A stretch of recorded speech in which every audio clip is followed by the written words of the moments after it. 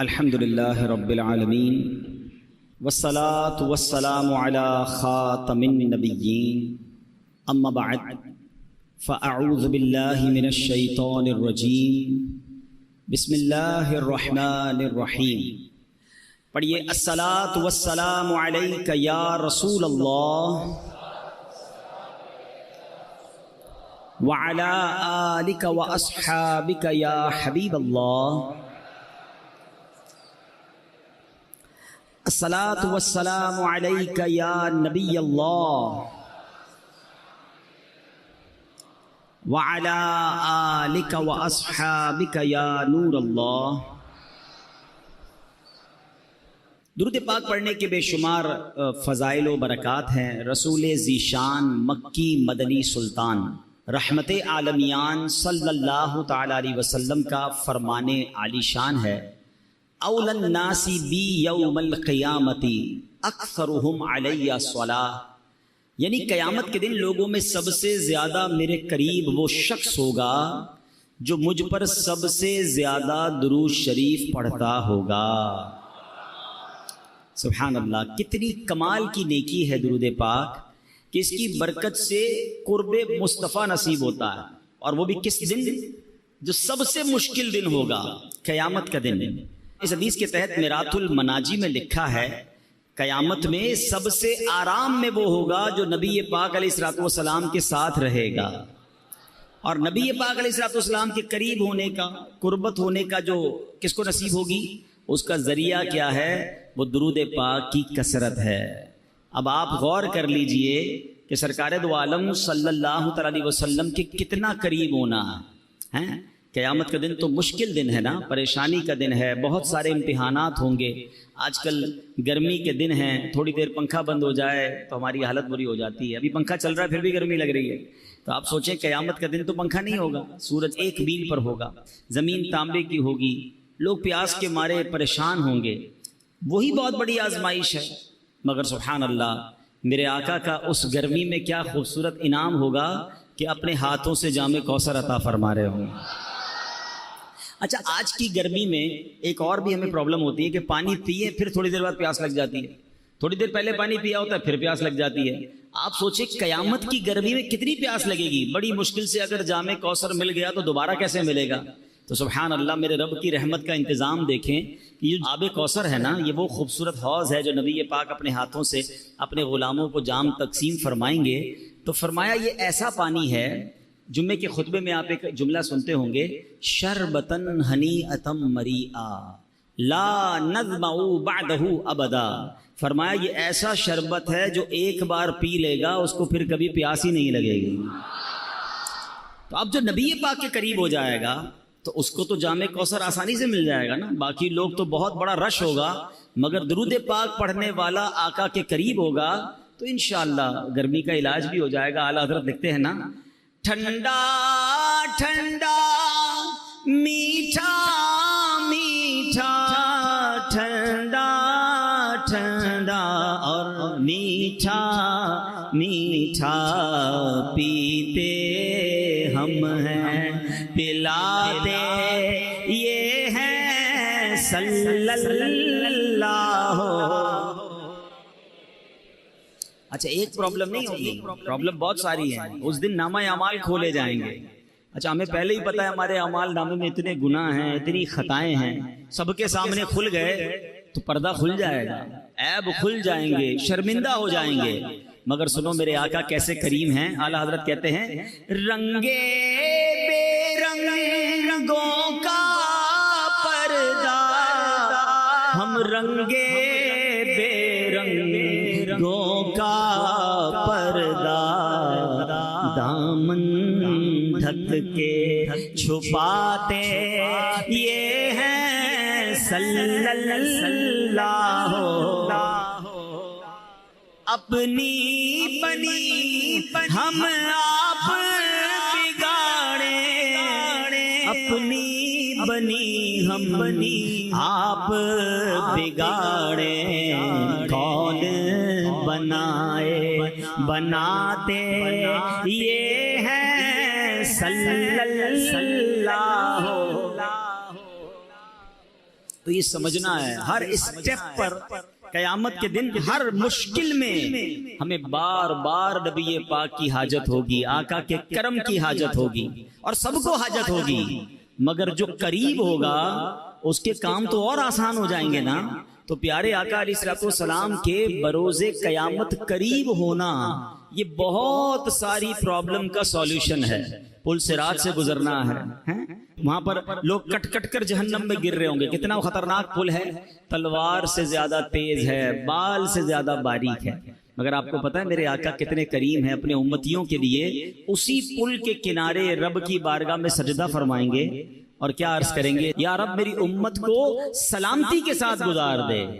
تو اعلیٰ حضرت کہتے ہیں سلم سلم سکی ڈھارس سے، سلم سلم کی ڈھارس سے، پل سے پار چلاتے یہ ہیں صلی اللہ۔ تو بس اب نیت کر لیں کہ انشاءاللہ کثرت کے ساتھ درود پاک پڑھیں گے۔ آپ کو ایک تصور دینا چاہتا ہوں، ایک امیجنیشن دینا چاہتا ہوں، کبھی کبھی موقع ملے نا پیدل چلتے ہوئے اگر درود پاک پڑھ رہے ہیں، اکیلے کہیں ہیں، تھوڑی دیر کے لیے آنکھیں بند کریں اور تصور جمائیں کہ میدان محشر ہے، اربوں لوگ موجود ہیں اور میرے آقا ایک جگہ پر جلوہ فرما ہے، میں جتنے درود پڑھتا جا رہا ہوں اتنے قدم نبی پاک کے پاس ہوتا جا رہا ہوں۔ یہی حدیث میں ہے نا، جتنے زیادہ درود پڑھے ہوں گے وہ اتنا قریب ہوگا۔ تو اب آپ درود پڑھتے جائیں اور یہ تصور کریں کہ میں جتنے پڑھ رہا ہوں اتنے قدم میں نبی پاک کے قریب ہو رہا ہوں۔ اگر جس دن تصور بنانا آپ کا تسبیح رکھنے کو جی نہیں چاہے، آپ کہیں گے اور پڑھ لوں، میں اور پڑھ لوں تاکہ زیادہ سے زیادہ سرکار دو عالم صلی اللہ علیہ وسلم کے قریب ہو جاؤں۔ آج کل فضول کاموں میں اتنا لوگ وقت ضائع کرتے ہیں، موبائل فون پر، سوشل میڈیا پر گھنٹوں نکل جاتے ہیں، پتہ بھی نہیں چلتا کہ اتنے گھنٹے نکل گئے۔ سوچیں اگر اس وقت میں سے وقت نکال کر درود پاک پڑھ لیں، کلمہ پاک پڑھ لیں۔ کلمہ پاک بھی کتنا پیارا وظیفہ آپ کو پتہ ہے، افضل الذکر، حدیث میں کہا گیا سب سے افضل ذکر کیا ہے، لا الہ الا اللہ۔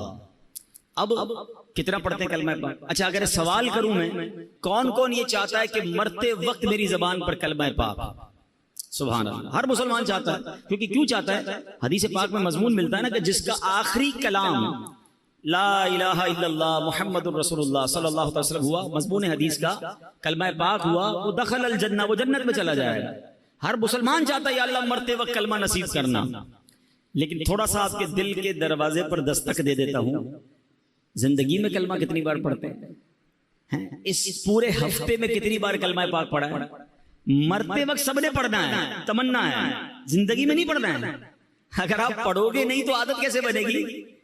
آپ خود سوچیں نا، ایک ایک ہفتہ گزر گیا شاید 5-6 بار بھی کلمہ پاک نہیں پڑھا ہوگا، مہینہ گزر گیا ایک تسبیح پوری نہیں پڑھی ہوگی، حالانکہ افضل الذکر کہا گیا۔ تو پلیز کم از کم 100 دانے کی تسبیح کلمہ پاک کی پڑھ لیا کریں، ہر کلمے پر انشاءاللہ جنت میں درخت بھی لگا دیا جائے گا۔ اور اب ایک بزرگ کا کال نہیں بھولتا، بڑا پیارا کال تھا ان کا، وہ کہتے ہیں اپنی زبان کو کلمے کا عادی کر لو، کیونکہ مرتے وقت زبان بھاری ہو جاتی ہے، جب سکرات کا عالم ہوتا ہے نا زبان سے نکلتا نہیں ہے کچھ۔ ویسے بھی دنیا میں بھی آپ کو کوئی بہت تکلیف ہو جائے، اللہ نہ کرے کوئی چوٹ لگ جائے، کوئی آپریشن ہو رہا ہو، کوئی کٹ لگ جائے، تو اتنی تکلیف ہوتی ہے کہ پھر بولنے کو جی نہیں چاہتا۔ سکرات تو بہت زیادہ تکلیف کا وقت ہوتا ہے، بہت زیادہ یوں سمجھیے کہ ٹینشن کا وقت ہوتا ہے۔ تو بزرگ نے فرمایا کہ اپنی زبان کو کلمے کا ایسا عادی کر لو کہ جب زبان بھاری ہو جائے تب بھی تمہاری زبان سے کلمہ نکل جائے۔ جو زندگی میں پڑھتا ہی نہیں اس کو مرتے وقت کلمہ کیسے نصیب ہوگا؟ خود سوچے نا۔ تو عادت ہونی چاہیے روزانہ کلمہ پاک لا الہ الا اللہ محمد الرسول اللہ، یا ایسا کریں کہ 10-12 بار لا الہ الا اللہ پڑھ لے، پھر 2-3 بار محمد الرسول اللہ پورا پڑھ لے، لیکن یہ پڑھتے رہیں، جتنا ہو سکے پڑھتے رہیں، تو انشاءاللہ آپ کو ذکر الہی کا بھی ثواب ملے گا اور کلمہ پاک کی برکتیں نصیب ہوں گی۔ آئیے مل کر محبت کے ساتھ بآواز بلند درود پاک پڑھ لیں، صلو علی الحبیب حبیب اللہ تعالی علی محمد صلی اللہ علیہ وسلم۔ حضرت سیدنا ابراہیم بن ادھم رحمت اللہ تعالی، یہ بہت بڑے اللہ کے ولی اور یہ بعد میں بلخ شہر کے بادشاہ بھی بن گئے، مگر جب یہ خود ایک زمانے میں بادشاہ تھے توبہ کر کے تو یہ انہوں نے بادشاہت چھوڑ دی، مگر یہ پہلے بلخ شہر کے بادشاہ تھے، بہت امیر زادے تھے۔ تو ہوا یہ کہ ایک مرتبہ کسی نے آپ سے پوچھا کہ علی جان یہ آپ کی زندگی میں انقلاب کیسے آیا؟ آپ تو بڑے بادشاہ تھے اور اب توبہ کر لی اور اب آپ ایک بالکل عام انسان کی زندگی بسر کرتے ہیں۔ تو فرمایا میں خراسان کے شاہی خاندان سے تھا، یہ ان دنوں کی بات ہے جب میں جوان تھا۔ ایک دن میں شکار کے ارادے سے جنگل میں نکلا اور میں شکار کے لیے جانور ڈھونڈ رہا تھا، اچانک مجھے غیب سے ایک آواز آئی، کوئی کہنے والا کہہ رہا تھا اے ابراہیم کیا تمہیں اس لیے پیدا کیا گیا ہے؟ میں نے گھبرا کر ادھر ادھر دیکھا، کوئی بھی نظر نہیں آیا، مجھ پر سختہ طاری ہو گیا کہ یہ کس کی آواز تھی۔ تھوڑی دیر کے بعد جب میں دوبارہ نارمل ہو گیا، حواس میرے دوبارہ جو ہے وہ بحال ہوئے، پھر جانور ڈھونڈنے لگا، پھر شکار کے لیے آگے گیا۔ کچھ ہی دور چلا تھا کہ جس زمین پر میں چل رہا تھا اس کے اندر سے آواز آئی اے ابراہیم اس میں کوئی شک نہیں کہ تمہیں ان کاموں کے لیے پیدا نہیں کیا گیا۔ اس غیبی آواز نے میرے دل کی دنیا بدل دی۔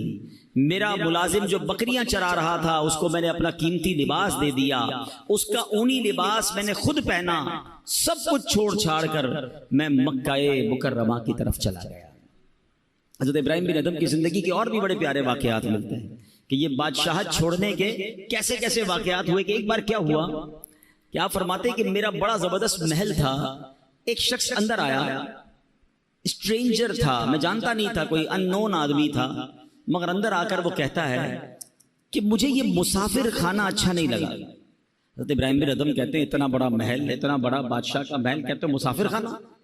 کہتے ہیں حضرت آپ کو مسافر خانہ نظر آ رہا ہے؟ اتنا بڑا محل ہے، اتنی شاندار کمرے ہیں۔ تو بزرگ کہتے ہیں یہ بتاؤ تم سے پہلے یہاں کون رہتا تھا؟ کہ میرے والد رہتے تھے۔ کہ اس سے پہلے کون رہتا تھا؟ کہ دادا رہتے تھے۔ اچھا اس سے پہلے کون تھا؟ کہ پردادا رہتے تھے۔ تو کہ پھر بتاؤ مسافر خانہ کس کو کہتے ہیں؟ ایک آتا ہے پہلا چلا جاتا ہے، پھر اگلا آتا ہے اس سے پہلے والا چلا جاتا ہے، ایک آ رہا ہے دوسرا جا رہا ہے، مسافر خانہ نہیں تو کیا؟ کہتے یہ بات مجھے میرے دل پہ اثر کر گئی کہ واقعی جس محل کو، جس جائیداد کو، جن چیزوں کو میں سب کچھ سمجھ رہا ہوں یہ تو جانے والی ہے۔ اور پھر حضرت ابراہیم بن ادم رحمۃ اللہ تعالی علیہ نے یہ بات جب اپنے کے دل میں بیٹھ گئی نا تو وہ اللہ تعالیٰ کی راہ میں نکل گئے، اپنا سارا مال اللہ کی راہ میں خرچ کیا، تارک الدنیا ہو گئے۔ تو آپ ایک بار دریا کے کنارے بیٹھ کر گدڑی سی رہے تھے، تو ایک قریبی ریاست کا بادشاہ وہاں سے گزرا، اس نے کہا اے ابراہیم اتنی بڑی بادشاہت چھوڑ دی، آج دریا کنارے بیٹھ کر اپنی رضائی خود سی رہے ہو، تمہارے آگے پیچھے تو بڑے نوکر چاکر تھے، اس سے کیا ملا تمہیں؟ حضرت ابراہیم بن ادم نے وہ جو سوئی جس سے آپ رضائی سی رہے تھے آپ نے وہ دریا میں ڈال دی اور دریا میں آواز لگائی کہ اے دریا کی مچھلیوں میری سوئی تلاش کر کے دو۔ جو بادشاہ تھا وہ دیکھ کر حیران ہو گیا کہ بہت ساری مچھلیاں اوپر آئیں، کسی کے منہ میں سونے کی سوئی ہے، کسی کے منہ میں چاندی کی سوئی ہے، سب ایک ایک سوئی لے کر آ گئی۔ آپ نے فرمایا نہیں مجھے میری سوئی چاہیے۔ دوبارہ ایک مچھلی گئی اور سوئی لے کر آئی۔ حضرت ابراہیم بن ادم نے اس بادشاہ کو دیکھ کر کہا بتاؤ تمہاری حکومت اچھی ہے یہ حکومت اچھی ہے؟ جو اللہ کے لیے قربان کرتا ہے، جو اللہ کی طرف چل پڑتا ہے، اللہ پھر مخلوق کے دلوں میں اس کی عزت ڈال دیتا ہے۔ اے میرے پیارے اسلامی بھائیوں، حضرت ابراہیم بن ادم رحمۃ اللہ تعالی سے جو سوال کیا گیا تھا نا یہ بڑا اہم سوال ہے، ہم نے آج اپنے آپ سے بھی یہ سوال کرتے رہنا چاہیے۔ آپ سے کیا غیبی آواز آئی تھی؟ الہذا خلقتا، کیا تمہیں اس لیے پیدا کیا گیا ہے؟ اب ہم اپنے بارے میں غور کریں، ضروری تو نہیں کہ کسی کو غیبی آواز آئے، مگر اس واقعے سے ہم سب کو اپنے آپ سے بار بار پوچھنا ہے۔ ہم جب موبائل استعمال کرتے ہیں اور جو کچھ دیکھ رہے ہیں تو کاش دل سے یہ سوال آئے کیا میں اس کام کے لیے پیدا کیا گیا ہوں جو میں کر رہا ہوں؟ اپنے آپ سے پوچھیں نا۔ اسی طرح ہم کچھ پڑھ رہے ہیں، کیا پڑھ رہے ہیں؟ یہ پڑھنے سے فائدہ ہوگا یا رب ناراض ہوگا؟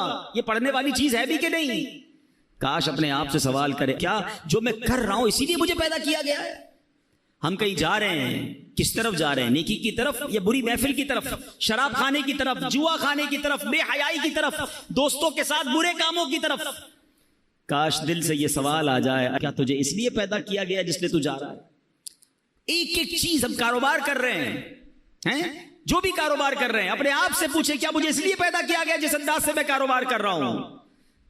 ہم غور کر لیں اپنے ہر عمل پر۔ اے میرے پیارے اسلامی بھائیوں، اگر ایسا نہیں ہے تو پھر ایسا نہ ہو کہ رب عز و جل مجھ سے ناراض ہو جائے، کہیں میں اپنی زندگی غلط یا فضول کاموں میں تو نہیں گوا رہا ہوں۔ شاعر لکھتے ہیں کچھ مقصد حیات ضروری ہے دوستوں، کچھ مقصد حیات ضروری ہے دوستوں، کہنا یہ دل کی بات ضروری ہے دوستوں، جو فکر آخرت میں گزاری وہ مکمل، ورنہ تو یہ حیات ادھوری ہے دوستوں۔ کس کام میں زندگی گزر رہی ہے؟ ایک بات یاد رکھیے، ہم میں سے کوئی یہاں 15 سال، کوئی 20 سال، کوئی 30، کوئی 50، کوئی 60 سال کا بھائی بیٹھا ہے، لیکن غور کیجئے، کبھی ہم نے غور کیا، معلوم کرنے کی کوشش کی مجھے دنیا میں بھیجا کیوں گیا ہے؟ ہر چیز کے بنانے کا ایک ریزن ہے نا۔ آپ کے کئیوں کے سر پہ ٹوپی ہے، ٹوپی کیوں بنائی؟ سر کو ڈھانپنے کے لیے۔ لباس ہے کیوں بنا؟ کپڑے پہننے کے لیے۔ گھڑی ہے کیوں ہے؟ ٹائم بتانے کے لیے۔ قلم ہے کیوں بنائی؟ لکھنے کے لیے۔ اشرف المخلوقات بنا دیا رب نے، کس لیے؟ پتہ ہی نہیں ہے کہ میری تخلیق کا، مجھے بنانے کا مقصد کیا ہے۔ اور ایک اور سوال میں کرنا چاہوں گا، آپ کے جیب میں قلم ہوتی ہے، جب تک لکھتی ہے کہاں رہتی ہے؟ جیب میں، سینے کے ساتھ۔ لکھنا بند کر دے، ختم کر دے، پھر کہاں جاتی ہے؟ ڈسٹ بن میں۔ مقصد ختم ہو گیا نا، اب اس پین کا حاصل کوئی نہیں ہے۔ اگر میں اور آپ مقصد کے مطابق زندگی نہیں گزار رہے تو پھر کہاں جائیں گے؟ غور کیجئے نا، ایک طرف تو اشرف المخلوقات میں کہا جا رہا ہے، مگر یہی بندہ جس مقصد کے لیے سے بنایا گیا، اول تو کئیوں کو مقصد ہی نہیں پتا، اور اگر معلوم ہے تو کیا زندگی اس مقصد کے تحت گزر رہی ہے؟ اب مولانا جلال الدین رومی بہت مشہور صوفی بزرگ ہیں، فرماتے ہیں اگر تمہیں بادشاہ کسی خاص کام کے لیے بھیجے، چلے آج کی زبان میں کہہ دوں کہ آپ کا کوئی سیٹ ہے، باس ہے، کہیں آپ جاب کرتے ہیں، ٹھیک ہے نا، آپ کا افسر ہے، آپ کو کہے خاص کام ہے، فلاں کام کر کے آؤ، آپ وہ کام کرنے نکلیں اور راستے میں بہت سارے دوسرے کام کرنے لگ جائیں، اور پرٹیکولرلی جس کام کے لیے بھیجا وہ کام ہی نہ کریں، تو بتائیے وہ بادشاہ جو ہے یا وہ جو باس ہے، وہ آپ کا افسر ہے، وہ خوش ہوگا یا ناراض ہوگا کہ بھیجا کس کام کے لیے تھا؟ آپ کے سر وہ اس کو چھوڑے باقی بہت سارے کر کے آیا ہوں۔ بھائی اس کے لیے تو بھیجا ہی نہیں تھا، جو کام کرنے بھیجا تھا ادھر گئے ہی نہیں، وہ کیا ہی نہیں۔ اللہ اکبر۔ اب آؤ میں قرآن کی زبانی بتاتا ہوں، میں اور آپ بنائے کس لیے گئے، مجھے اور آپ کو بھیجا کس لیے گیا ہے، مقصد حیات کیا ہے ہمارا، میرا اور آپ کا؟ رب کا کلام پارہ نمبر 22 ہے، سورہ احزاب۔ اللہ کیا ارشاد فرماتا ہے، غور سے سنیے گا۔ اِنَّا عَرَضْنَا الْأَمَانَةَ عَلَى السَّمَاوَاتِ وَالْأَرْضِ وَالْجِبَالِ فَأَبَيْنَا أَن يَحْمِلْنَهَا وَأَشْفَقْنَا مِنْهَا وَحَمَلَهَا الْإِنسَانُ۔ آسان ترجمہ قرآن کنز العرفان۔ اللہ فرماتا ہے بے شک ہم نے آسمانوں اور زمین اور پہاڑوں پر امانت پیش کی، امانت پیش فرمائی تو انہوں نے اس کے اٹھانے سے انکار کیا اور اس سے ڈر گئے، اور انسان نے اس امانت کو اٹھا لیا۔ یعنی ذرا غور کیجئے، آسمان، زمین، پہاڑ کیسی مضبوط اور عجیب مخلوقات ہیں، انہوں نے جس امانت کا بوجھ نہ اٹھایا وہ انسان نے اپنے ذمے لے لیا۔ اچھا پھر ہوا کیا کہ آسمانوں، زمین، پہاڑوں کو وہ عزت نہ ملی جو اللہ نے عزت انسان کو بخش دی، کیونکہ انسان کو اشرف المخلوقات فرما دیا گیا۔ لیکن اب سوال یہ، وہ امانت کیا ہے جس کو اٹھانے سے پہاڑ نے انکار کر دیا، زمین نے انکار کر دیا، ٹھیک ہے، آسمان نے انکار کر دیا؟ فرمایا وہ امانت ہے نمازیں اور ہر وہ کام جس کے کرنے پر ثواب ملے اور نہ کرنے پر گناہ ہو۔ نہیں کریں گے تو گناہ ہوگا، یہ وہ امانت ہے جو انسان نے اپنے ذمے لے لی ہے۔ اور اللہ نے پھر انسان کو کیا شرف دیا؟ وَلَقَدْ كَرَّمْنَا بَنِي آدَمَ، اور بے شک ہم نے اولاد آدم کو عزت دی۔ مزید فرماتے ہیں اگر تم کہو میں یہ ایک کام عبادت نہیں کرتا تو نہ صحیح، اور بھی تو بہت سے کام کرتا ہوں، یاد رکھ انسان اور کاموں کے لیے دنیا میں نہیں آیا، یہ تو ایسے ہے۔ اب ذرا غور کیجئے، علماء نے بڑی پیاری مثال دی، کسی کے پاس قیمتی لوہے کی انمول تلوار ہو اور شاہی خزانوں میں ایسی تلوار ملتی ہو، کسی کو وہ تلوار مل جائے اور وہ کہے جناب میں اس تلوار سے اب گوشت کاٹا کروں گا، چھری والا کام میں اس تلوار سے لوں جو کروڑوں روپے کی تلوار ہو، میں فارغ تو نہیں کر رہا نا، اس تلوار کو استعمال تو کر رہا ہوں۔ تو عقل مند کیا کہیں گے، یہ تلوار اس لیے نہیں بنی، یہ کام تو 15-20-100 روپے کی چھری کر سکتی ہے، تم شاہی خزانے کی انمول تلوار سے پیاز کاٹ رہے ہو۔ ایک اور مثال دی علماء نے کہ کسی کو سونے کی دیگ مل جائے، خزانے کے اندر سے پہلے کے زمانے میں ہوتی تھی، سونے کی دیگ مل جائے اور اس سونے کی دیگ میں وہ شلجم پکانے لگ جائے، حالانکہ اس دیگ کے چھوٹے سے ٹکڑے سے نہ جانے اور کتنی دیگیں آ جائیں گی۔ یعنی یہ جو خزانے ہوتے ہیں یہ اس طرح کے معمولی کاموں کے استعمال کرنے کے لیے نہیں ہوتے۔ علماء نے ایک اور مثال دی، کسی کو بڑی قیمتی تلوار ملے اور وہ دیوار میں اس تلوار کو گاڑ لے اور اس پر جناب لوہے ٹوٹے ہوئے برتن لٹکائے یا اپنے کپڑے سکھائے، تو لوگ کیا کہیں گے، یہ تو کوئی چھوٹی سی لکڑی لگا کر بھی کام ہو سکتا تھا، اتنی قیمتی تلوار کو اس لیے نہیں بنایا گیا۔ اب اگر آپ آج کے دور میں اگر آپ غور کریں کہ کوئی قیمتی ہماری چیز ہے اس کو ہم پراپر استعمال نہ کریں، فضول استعمال کریں، تو لوگ کیا کہتے ہیں، یار یہ کیا کر رہے ہو، یہ اس کام کے لیے تو چیز نہیں بنی ہے۔ اچھا دنیا کی چیزوں کے لیے ہمیں یہ بات سمجھ آ رہی ہے، مگر غور کیجئے مجھے رب نے جس لیے بنایا ہے میں وہ نہیں کر رہا ہوں اور بہت سارے کام کر رہا ہوں، تو پھر بتائیں ہم اپنے مقصد حیات پر ہیں یا ہٹ چکے ہیں؟ قرآن کیا کہتا ہے پتہ ہے میری اور آپ کی قیمت کیا ہے؟ آپ کہیں گے یار آپ اتنی قیمتی تلواروں کی اور سونے کی دیگ کی مثال دے رہے ہیں، ہم تو غریب سے لوگ ہیں، ہماری کون سی قیمت ہے؟ آپ کو پتہ ہی نہیں ہماری اور آپ کی قیمت کیا ہے؟ اس کا قیمت بھی میری اور آپ کی قرآن ارشاد فرماتا ہے۔ سنو اے انسانوں، اے مسلمانوں، رب نے کیا شاندار تمہاری قیمت فرمائی ہے۔ اللہ فرماتا ہے ان اللہ اشترى من المؤمنین انفسهم واموالهم بان لهم الجنہ، قرآن کہتا ہے بے شک اللہ نے مسلمانوں سے ان کی جانیں اور ان کے مال اس بدلے میں خرید لیے کہ ان کے لیے جنت ہے۔ ہمارا سودا ہو چکا ہے، میری جان میرا مال یہ سب میرے رب کا ہے، اور اس کے بدلے کیا ملنا ہے؟ رب نے اس کے بدلے جنت کا مول دینا ہے۔ اب ہم دیکھیں کہ ہمیں کیا خوبصورت مول ملنے والا ہے، مگر ہم کر کیا رہے ہیں؟ ہم کن کاموں میں لگ گئے؟ ہم اللہ کی نافرمانی میں لگ گئے۔ ایک بڑی مشہور آیت ہے، ہم سب نے کئی بار سنی ہوگی، وَمَا خَلَقْتُ الْجِنَّ وَالْإِنسَ إِلَّا لِيَعْبُدُونَ۔ اللہ کیا فرماتا ہے؟ میں نے انسان اور جنات کو نہیں بنایا مگر اپنی عبادت کے لیے، یعنی اللہ نے مجھے اور آپ کو اپنی عبادت کے لیے بنایا ہے۔ اب عبادت چھوڑ کر ساری دنیا کے کام کر رہے ہیں، کئیوں کی نمازیں قضا ہو رہی ہیں، کوئی جناب گناہوں میں پڑا ہوا ہے، کوئی اللہ کی نافرمانی میں پڑا ہوا ہے، رب کی ناراضی والے کاموں میں پڑا ہوا ہے۔ کیا لوٹنا نہیں ہے؟ کیا اللہ کی بارگاہ میں جانا نہیں ہے؟ خدا را اپنے مقصد حیات سے نہ ہٹیں۔ یاد رکھیے میرے پیارے اسلام بھائیوں، شاعر لکھتے ہیں فرشتوں سے بہتر ہے انسان بننا، فرشتوں سے بہتر ہے انسان بننا، مگر اس میں لگتی ہے محنت زیادہ۔ ہاں ایسا نہیں ہے کہ ہر انسان فرشتوں سے بہتر ہے، ہاں یہ بات یاد رکھیے گا۔ دیکھیں ہمارے اندر انسان میں اور حیوان میں اور فرشتوں میں فرق کیا ہے، یہ فرق سمجھیے گا۔ فرشتے جو ہے نا ان میں عقل ہے مگر ان میں شہوت نہیں ہے، جانوروں میں شہوت ہے عقل نہیں ہے، انسانوں میں عقل بھی ہے اور شہوت بھی ہے، برے خیالات بھی آتے ہیں۔ فرمایا جانور صرف اپنی شہوت پوری کرتا ہے اس لیے وہ جانور ہے، فرشتے با عقل ہیں، عبادت کرتے ہیں اس لیے وہ بڑے برتر ہیں، مگر وہ انسان جو اپنی شہوت، نفسانی خواہشات، شیطان کے وار اور گناہوں کے جو حملے ہوتے ہیں اس سے اپنے آپ کو بچا لے اور اللہ کی فرما برداری والی زندگی گزارے تو فرمایا وہ فرشتوں سے افضل ہو جاتا ہے۔ مگر وہ انسان جو عقل ہوتے ہوئے بھی صرف اور صرف اپنی نفسانی خواہشات، شہوات اور گناہوں کی طرف چلا جاتا ہے، اللہ کی نافرمانی کرتا ہے، فرمایا پھر وہ جانوروں سے بھی بدتر ہے۔ وہ انسان فرشتہ نہیں ہے یا فرشتوں سے افضل نہیں ہے، ہر انسان نہیں ہے، یہ کیٹیگری ہے انسانوں کی کہ آپ کی لائن آف ڈائریکشن کیا ہے، آپ زندگی اللہ کی فرما برداری میں گزار رہے ہیں یا آپ جانوروں سے بھی بدتر زندگی گزار رہے ہیں۔ شہوت پوری کرنا، جو من میں آیا وہ کرنا، وہ تو جانور بھی کرتا ہے۔ اگر ایک انسان مسلمان ہو کر بھی جانوروں والی زندگی گزارے تو پھر تو وہ جانوروں سے بھی بدتر ہو گیا نا۔ غور کیجئے میرے پیارے اسلامی بھائیوں، ایک بات یاد رکھیے گا، یہ دنیا آخرت کی کھیتی ہے۔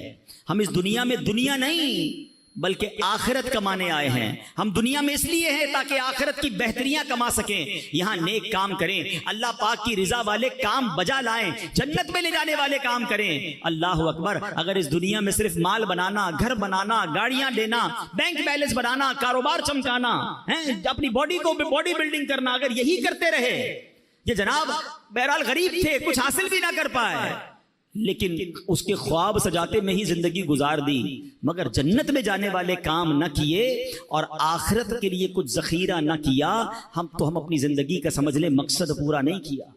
حضرت عیسیٰ علیہ السلام نے ایک دن لوگوں کو فرمایا تم بھی عجیب لوگ ہو، دنیا کے لیے بھاگ دوڑ کرتے ہو جبکہ اس کے بغیر بھی تمہیں رزق دیا جاتا ہے، کیونکہ اللہ پاک نے رزق کا وعدہ کیا ہے۔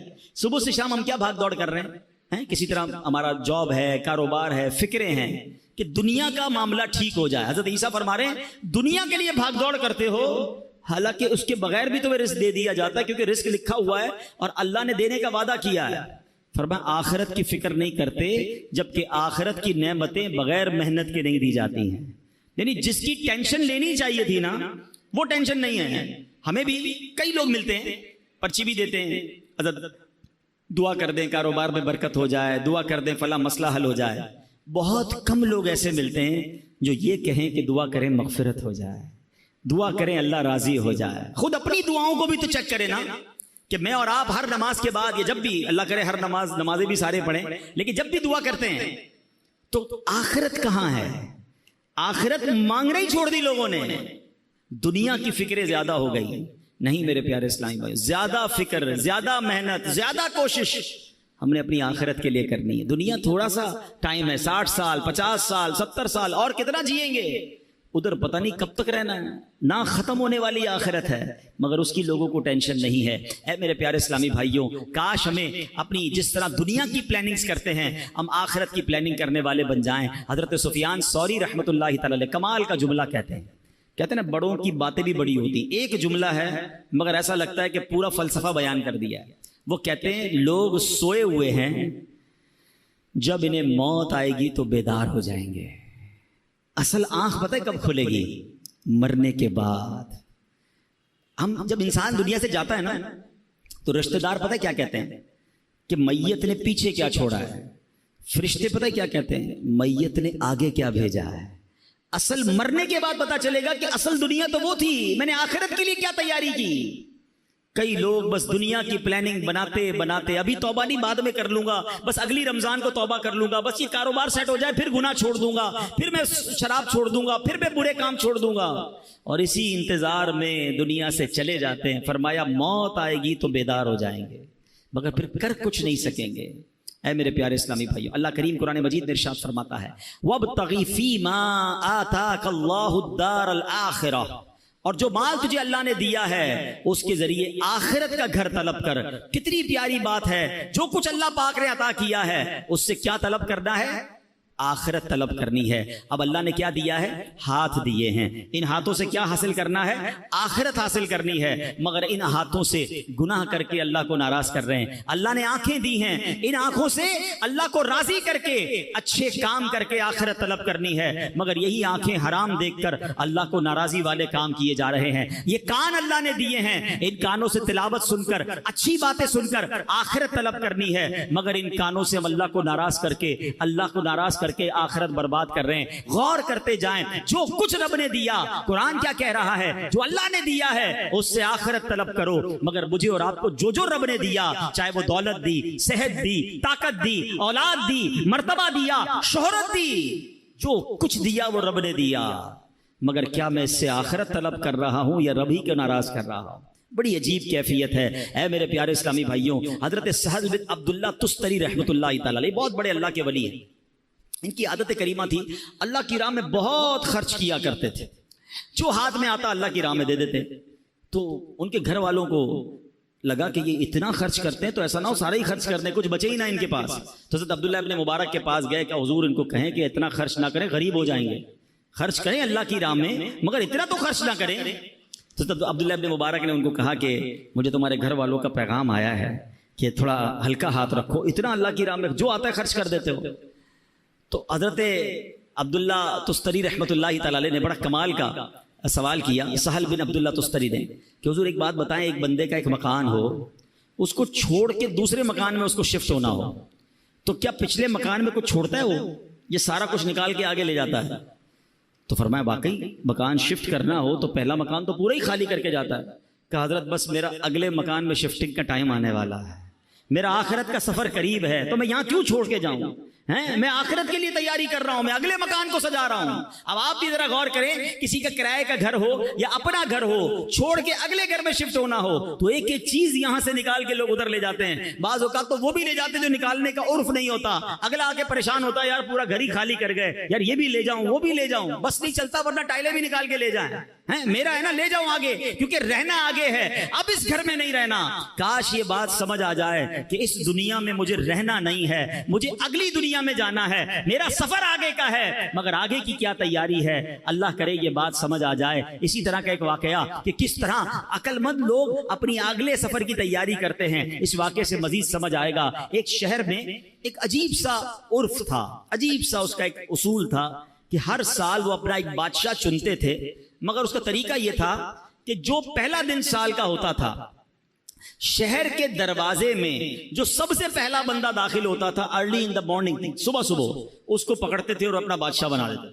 تو ایک اجنبی سا شخص تھا، وہ اس کو پتہ بھی نہیں تھا، وہ شہر میں صبح صبح داخل ہوا، شہر والوں نے پکڑ لیا، مبارک ہو مبارک ہو، اس کو ہار وغیرہ پہنایا، کہ خیریت تو ہے، کہ آپ کو مبارک ہو، آپ ہمارے بادشاہ بن گئے۔ کہ کیوں بادشاہ بن گیا؟ کہ ہمارا اصول ہے جو سال کے پہلے دن سب سے پہلے شہر میں داخل ہوتا ہے وہ بادشاہ۔ کہ اچھا تو کتنے ٹائم کے لیے بادشاہ؟ کہ 1 سال کے لیے۔ وہ تھا بڑا عقل مند آدمی، کہتا ہے 1 سال کے لیے؟ کہ ہاں۔ کہ پہلے جو مجھ سے پہلے بادشاہ تھے وہ سارے کہاں گئے؟ کہ وہ 1 سال حکومت کرتے ہیں، پھر ہم ان کو ایک جنگل میں جا کے پھینک کے آ جاتے ہیں، اور اس جنگل کے اندر وہ بھوکا پیاسا مر جاتا ہے، اگر بھوکا پیاسا نہیں مرتا تو سانپ بچھو کھا جاتے ہیں۔ اس نے کہا اچھا۔ اب اس نے بڑی عقل بندی کی، اس نے پہلے تو پورے شہر والوں کے کام بڑے اچھے کیے، ان کے مسائل حل کیے، اور پھر غیر محسوس انداز میں اس نے اس شہر سے اس جنگل تک کا روڈ بنوایا۔ اچھا روڈ بن گیا تو وہاں اس نے لوگوں کو بسانا شروع کیا، آہستہ آہستہ کھانے پینے کی دکانیں بھی وہاں لگا دی۔ اب جب سال پورا ہوا تو لوگوں کو کہا ٹھیک ہے بھائی میرا ٹائم پورا ہو گیا، مجھے بھی اسی جنگل میں چھوڑ کے آ جاؤ۔ تو جو شہر کے بڑے لوگ تھے انہوں نے کہا آپ بڑے سمجھدار ہیں، آپ نے اس جنگل بیابان کو بھی شہر بنا دیا، ادھر بھی جناب اتنی رونق کر دی کہ ہم آپ کو ادھر بھی لے کے جائیں گے تو آپ کو کوئی پرابلم نہیں ہوگی، ہمیں ایسے ہی عقل مند بادشاہ کی ضرورت تھی، اب ہم سب نے مل کر فیصلہ کیا ہے آپ ہی ہمارے بادشاہ رہیں گے۔ اب بظاہر تو یہ واقعہ ہے، مگر کیا مجھے اور آپ کو ایک شہر میں نہیں جانا ہے؟ مجھے اور آپ کو ایک اور دنیا میں نہیں جانا ہے جہاں سانپ اور بچھو بھی ہو سکتے ہیں؟ اللہ ناراض ہوا تو قبر میں سانپ اور بچھو بھی تو ہو سکتے ہیں نا۔ جہنم کی آگ اور جہنم کا عذاب کتنا خطرناک ہے، مگر ہم میں سے کون ہے جو اس جہان کو، آخرت کے معاملات کو آسان کرنے کے لیے یہاں سوچ رہا ہے کہ یار یہیں رہ کر میں آخرت بہتر کر لوں۔ ایک اور واقعہ میں نے پہلے بھی بیانات میں سنایا ہے کہ ایک ملک تھا، یہ بھی حکایت ہے، ایکچولی یہ اس طرح کی حکایتیں چوٹ کرنے کے لیے ہوتی ہیں، کہ ایک ملک میں ایک مقابلہ کروایا گیا کہ اس پورے ملک میں سب سے بڑا بے وقوف کون ہے۔ اب ہے نا بڑی عجیب بات، بے وقوفوں کا مقابلہ کون کرتا ہے؟ بہرحال مقابلہ ہوا، وزیروں نے سلیکٹ کیا کہ بادشاہ سلامت ہم نے جان لیا ہے کہ یہ بندہ سب سے بڑا بے وقوف ہے۔ چیک کر لیا، چیک کر لیا، اس نے اپنی سونے چاندی کی خوبصورت سی مالا ہار پہنایا اور اس کو گھر بھیج دیا۔ وہ بندہ بڑا خوش گھر آ گیا۔ تھوڑے دنوں بعد اس کو کسی نے بتایا کہ بادشاہ سلامت بڑے بیمار ہو گئے ہیں۔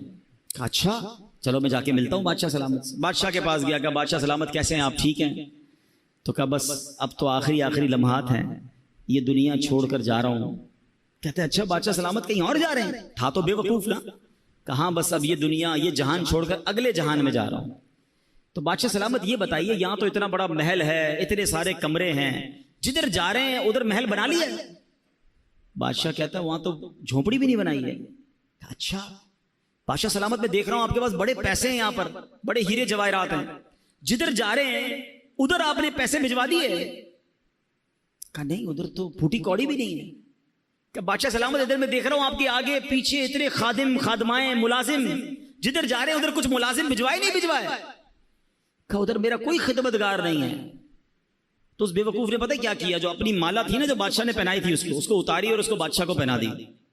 کہ مجھ سے بڑے بے وقوف تو پھر آپ ہوئے نا، آپ کو پتا ہے کہ میں کسی اور دنیا میں جا رہا ہوں، نہ گھر بنایا، نہ پیسے بھجوائے، نہ ملازم بھجوائے، تو بڑے بے وقوف تو آپ ہوئے۔ اب صحیح بتاؤ یہ ہم سب کے دلوں کے لیے کیسی چوٹ ہے؟ ہم سب کا گھر ہے، بے شک چھوٹا ہے بڑا جو بھی ہے، آخرت میں گھر بنایا؟ ہم سب کے پاس کچھ نہ کچھ یہاں رقم ہے، کچھ پیسے، کچھ صدقہ خیرات کر کے آخرت کا خزانہ جمع کروایا ہے؟ صرف پیسوں سے نہیں، سجدوں کے ذریعے، تلاوت کے ذریعے، ذکر و اذکار کے ذریعے، اللہ کی رضا کے ذریعے کچھ آگے کی راحتیں جمع کی؟ nobody care, کوئی بات بھی نہیں کرتا مرنے کے بعد کی. جو بات کرنی ہے دنیا کی, جو پلاننگ کرنی ہے دنیا کی. پتہ ہے شیطان نے ہمارے ساتھ ایک گیم کی ہے, ہمیں موت کی بات کرنے نہیں دیتا ہے. ہو سکتا ہے ابھی بھی جو بات کر رہا ہوں نا, کسی کے دل میں خیال آ رہا ہوگا, یار یہ مولانا صاحب کیا مرنے کی باتیں کر رہے ہیں, آخرت کی باتیں کر رہے ہیں, قبر کی باتیں کر رہے ہیں. بھائی یار دنیا کی بات کرو. کمال ہے یار, میں بات نہیں کروں گا تو آپ مرنے سے بچ جاؤ گے. کیا جنازے اٹھتے نہیں دیکھ رہے؟ اچھا کیا 70-80 سال کے بعد ہی لوگ مر رہے ہیں؟ 15 سال 20 سال 22 سال کے نوجوان بھی دنیا سے جا رہے ہیں. ہماری میری آپ کی باری کب آ جائے ہمیں پتہ ہی نہیں ہے. تو ہم کس چیز کے انتظار میں ہیں؟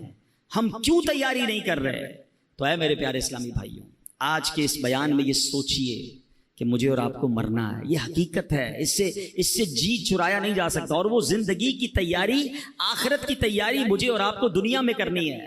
کاش ہمیں یہ بات سمجھ آ جائے کہ خالی ہاتھ لے کر, خالی نامہ اعمال لے کر اگر ہم اللہ کی بارگاہ میں گئے تو پھر کیا جواب دیں گے؟ اے میرے پیارے اسلامی بھائیوں, آپ کو پتہ ہے کہ جمعے کے خطبے میں ایک بڑی خوبصورت حدیث سنائی جاتی ہے, اور اس حدیث میں بار بار بات یہ کہ ہم سنتے تو ہیں مگر اس کا ترجمہ معلوم نہیں کرتے.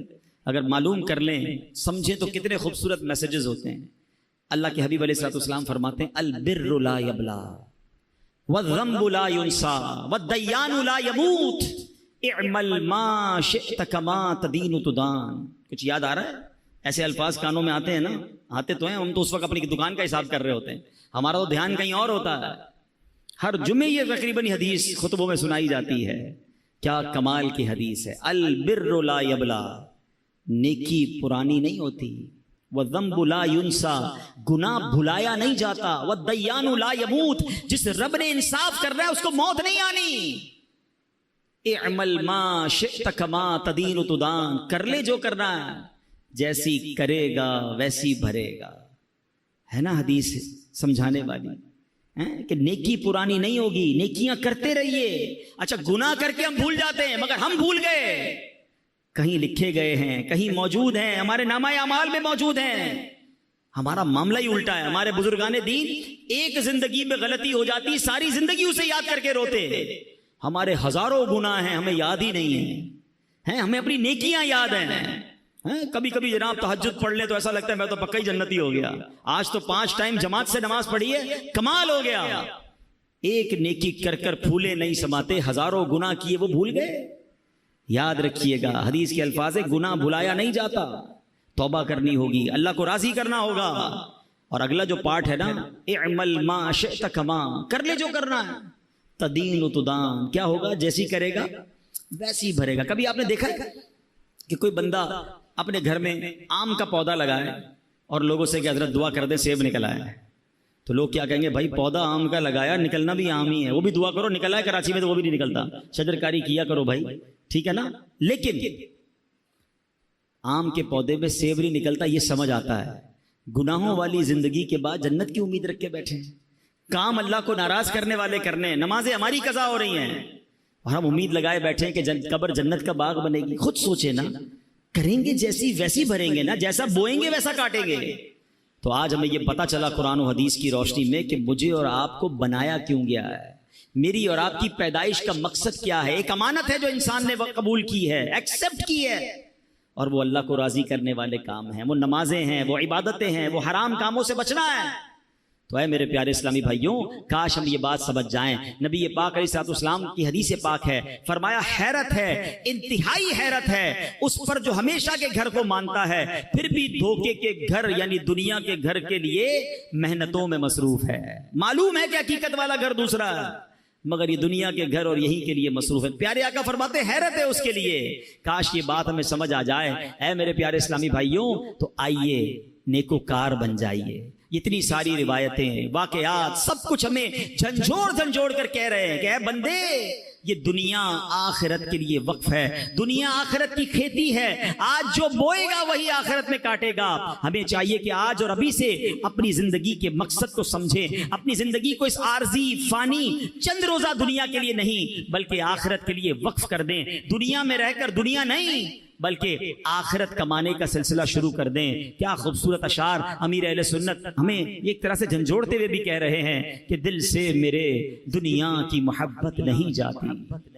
دل سے میرے دنیا کی محبت نہیں جاتی، سرکار گناہوں کی بھی عادت نہیں جاتی، دن رات مسلسل ہے گناہوں کا تسلسل، آقا کچھ تم ہی کرو نا یہ نحوست نہیں جاتی، گو پیش نظر قبر کا پرہول گھڑا ہے، افسوس مگر پھر بھی یہ غفلت نہیں جاتی۔ اے میرے پیارے اسلامی بھائیوں، اگر نیک بننے کا ذہن بن گیا ہے نا، اللہ کو راضی کرنے والی زندگی گزارنی ہے، تو آج کے دور کی عظیم علمی اور روحانی شخصیت امیر اہل سنت مولانا محمد الیاس اتار قادری صاحب نے ایک بڑا پیارا رسالہ نیک اعمال کا رسالہ ہمیں عطا کیا ہے۔ نیک اعمال کے رسالے سے پابندی سے اپنے اعمال کا جائزہ لیجئے۔ نبی پاک علیہ الصلوۃ والسلام نے حضرت ابو ذر غفاری رضی اللہ تعالیٰ عنہ سے ارشاد فرمایا، اے ابو ذر، آدمی اس وقت تک متقی نہیں بن سکتا جب تک اپنے اعمال کا جائزہ اتنی سختی سے نہ کرے جتنی سختی سے کوئی شخص اپنے کاروباری شریک سے حساب کرتا ہے۔ اس کا فائدہ یہ ہوگا کہ اسے معلوم ہو جائے گا کہ اس کے کھانے پینے اور پہننے کی چیزیں حلال کی ہیں یا حرام کی۔ کسی پارٹنر سے کیسا حساب کرتے ہیں، نہیں یہ میرے تھے، یہ آپ کے نہیں تھے، ہمارا یہ طے ہوا تھا، یہ تو میرا پروفٹ ہے۔ فرمایا اپنے اعمال کا حساب بھی ایسے ہی لے کہ یہ کرنا تھا یا نہیں کرنا تھا، یہ میں نے کیوں کیا، یہ میں نے کیوں نہیں کیا۔ کاش اس طرح اپنے اعمال کا حساب لینے کی ہمیں عادت پڑ جائے۔ آج کے اس پرفتن دور میں دعوت اسلامی کا ماحول ہے کہ نیکوں کے ساتھ رہ کر ہم بھی نیک بن سکتے ہیں، ان کے ساتھ رہ کر ہمیں بھی آخرت کا خیال آتا رہے گا اور ہم اپنی آخرت کی زندگی کی بھی تیاری کریں گے۔ اے میرے پیارے اسلامی بھائیوں، آج میں نے دو عظیم ہستیوں کا بھی ذکر کرنا ہے۔ 21 محرم الحرام کو عظیم صحابی رسول، عاشق مصطفیٰ، مؤذن رسول حضرت بلال رضی اللہ تعالیٰ عنہ کا یوم وصال ہے۔